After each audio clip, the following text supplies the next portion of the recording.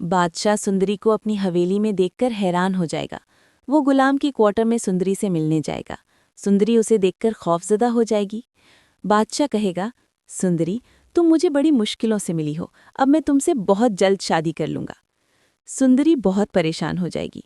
जैसे ही बादशाह वहां से जाएगा, वो गुलाम के गले लग जाएगी और रोते हुए कहेगी कि मैं इस बादशाह से शादी नहीं करना चाहती, प्लीज़ मुझे बचा लो।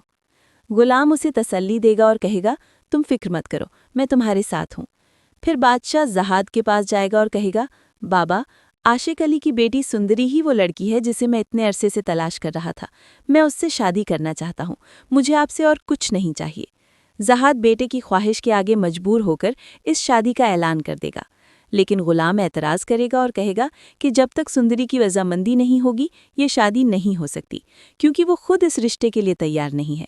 मगर जहाद उसे डांट कर चुप करवा देगा और कहेगा, तुम्हें गुलाम हो, अपनी औकात में रहो, तुम्हें कोई हक नहीं कि तुम ऐसा फैसला करो, ये शादी होकर रहेगी। जब ये खबर खुर्शीद तक पहुंचेगी तो वो फौरन समझ जाएगी कि सुंदरी उसकी अपनी बेटी है। रात के वक्त वो सुंदरी के पास आएगी और कहेगी, बेटा, मैं तुम्हारी माँ हूँ, आशिक अली की बीवी। ये सुनकर सुंदरी उससे लिपटकर जोर जोर से रोएगी और कहेगी, अम्मी, मैं बहुत अकेली हो गई हूँ, मैं इस बादशाह से शादी नहीं करना चाहती, प्लीज़ मुझे बचा लें। खुर्शीद उसे समझाएगी और कहेगी, बेटा, इसका सिर्फ एक ही रास्ता है, तुम गुलाम के साथ यहाँ से चली जाओ।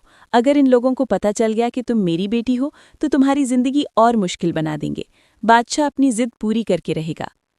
गुलाम सुंदरी से कहेगा, तुम अपना सामान तैयार करो, हमें अभी इसी वक्त यहाँ से निकलना होगा। और फिर वो सुंदरी को लेकर रातों रात वहाँ से चला जाएगा। सुबह जब बादशाह को पता चलेगा कि सुंदरी अपने कमरे में नहीं है, तो वो गुस्से में पूरी हवेली सिर पर उठा लेगा। वो तुरंत गुलाम को फ़ोन करेगा और पूछेगा, तुम कहाँ हो? सुंदरी गायब हो गई है। गुलाम झूठ बोलते हुए कहेगा, मुझे कुछ नहीं पता, मैं तो हॉस्पिटल में हूँ। इस तरह वो बादशाह को टाल देगा। इसके बाद सुंदरी गुलाम से कहेगी, अब हमें निकाह कर लेना चाहिए। गुलाम भी इससे राजी हो जाएगा और दोनों अपने निकाह की तैयारी करने लगेंगे।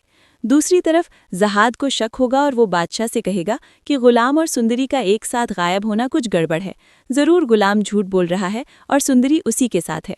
लेकिन बादशाह कहेगा, नहीं, गुलाम ऐसा नहीं कर सकता। तभी बादशाह के आदमी आकर बताएंगे कि उन्हें सुंदरी और गुलाम का पता चल गया है। ये सुनते ही बादशाह का गुस्सा और बढ़ जाएगा। वो तुरंत वहां पहुंचेगा और दोनों का निकाह रुकवा देगा। वो गुस्से में गुलाम का गिरेबान पकड़ लेगा और कहेगा, मुझे तुमसे ऐसी हरकत की उम्मीद नहीं थी। फिर वो सुंदरी को जबरदस्ती गाड़ी में बैठाकर दोनों को अपने साथ ले जाएगा। गुलाम को कैद कर दिया जाएगा और सुंदरी से साफ कह दिया जाएगा कि उसकी शादी सिर्फ बादशाह से ही होगी। इसके बाद हवेली में बादशाह और सुंदरी की शादी की तैयारियां शुरू हो जाएंगी। लेकिन गुलाम हार नहीं मानेगा और किसी तरह इस शादी को रुकवाने की कोशिश करेगा। इसी के साथ बादशाह और गुलाम के बीच एक खतरनाक टकराव और जंग की शुरुआत हो जाएगी।